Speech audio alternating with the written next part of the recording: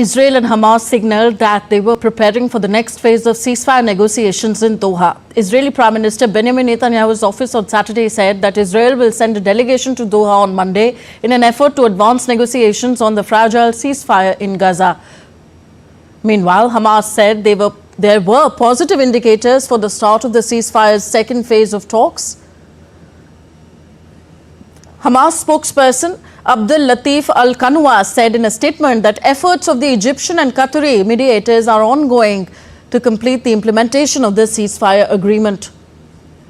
The first phase of the Gaza ceasefire ended on March 1st after 6 weeks of relative calm that included exchanges of Israeli hostages for Palestinian prisoners, while Israel has said it wants to extend the first phase until mid-April.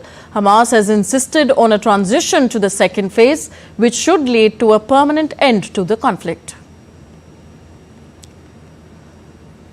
Meanwhile, hundreds of Israelis held a rally in Tel Aviv on Saturday and urged the government to fully implement the Gaza ceasefire deal.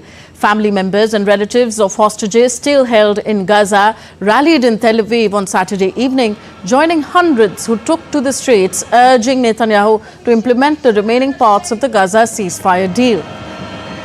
This comes a day after a group of 56 captives were freed from Gaza, who also urged Netanyahu to fully implement the ceasefire deal.